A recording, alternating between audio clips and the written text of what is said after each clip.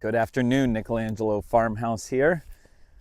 Got a different type of video today, mixing two of my passions together. One of them being farming with the goats, and the other is teaching tennis. So today we're going to teach the goats how to hit some forehands and backhands, get some maybe farm-related humor. You don't get treats yet. You didn't hit a proper forehand. If you've never played tennis before, maybe you could learn something. Maybe you could, now that the weather is getting nice in most parts of the country, most parts of the world, I would say, and maybe you could go outside and play a little bit. Maybe take some of these tips that I have for you, and you can apply them to your own game. And if you are a tennis player and happen to be watching and you like what you see, maybe you can comment on it and see if you agree or disagree with anything. There's a million types of ways to hit a tennis ball, but these are some of the things that we've found to be most successful with most players. So anyway, have some fun, and let's teach the goats how to hit some balls here. You guys gonna pick out a racket? What do you think? You like the Babolat one? That one's mine. That one's mine. All right, welcome everybody from the farm. Today we're gonna be learning how to hit forehands and backhands. Don't usually do it in this format, but we're gonna teach the goats and the alpacas today. In the beginning, we always want to make sure we're in a proper ready position. All right, so if I'm hitting that way, we're going to make sure we're on the balls of our feet. We got our hands out in front. I've usually got a forehand grip here. Okay, so for most of us, that's going to be our semi-western grip. And then my left hand's just going right on the back here. Got the racket head above my hand, just like that, ready position. All right, so obviously you're going to be facing your opponent when you're doing this. Next thing, I'm going to start over here a little bit more. When we're turning to hit our forehand, remember, we're going to this side. We're turning to our right side here.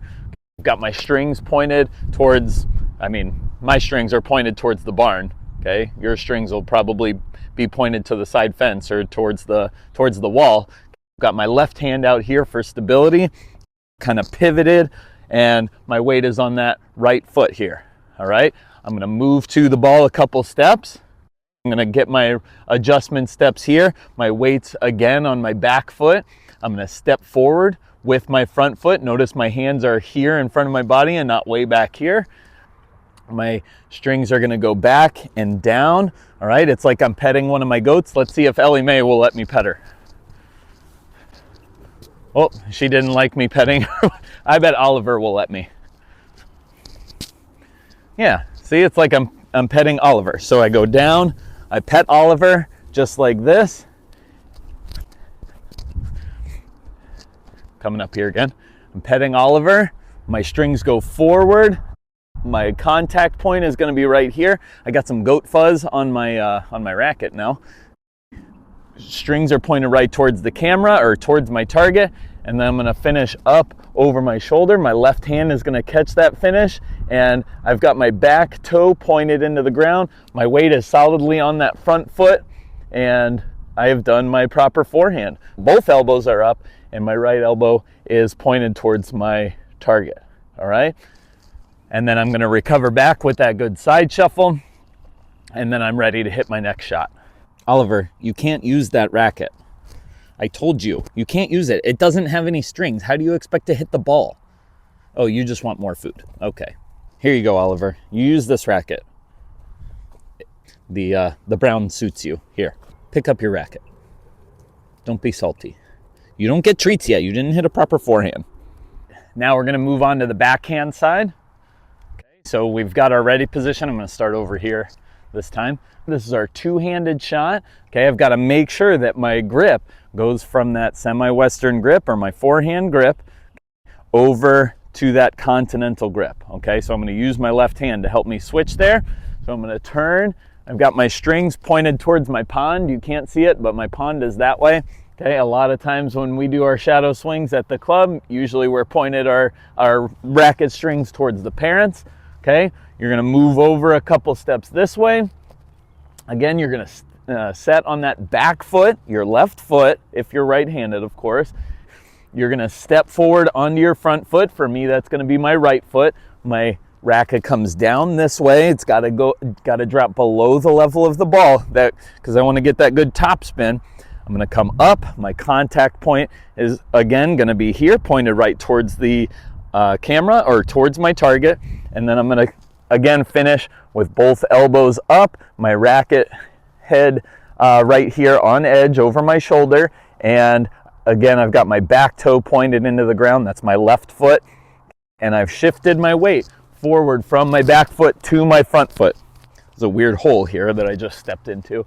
Okay, step, and then swinging all the way through, just like that. After I get that full follow through, I'm gonna make sure I get back to that ready position, and then I'm doing my side shuffle back towards the center of the court, or back to my starting position there. All right, I was able to get a couple tennis balls here. We'll say the goats are my net. Don't worry, I'm not gonna hit them. I'm gonna hit it over them. So just like I was mentioning before, you're gonna turn sideways.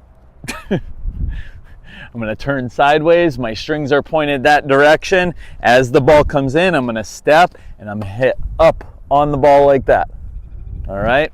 So we want that ball to go up over the net. Remember, tennis is a lifting game. Net's only 3 feet high. Gotta make sure we clear the net, okay? Whether it goes in or not after that, that's to be determined. But if I hit it in the net, the ball will never go in. Strings are down, and then I can pull up.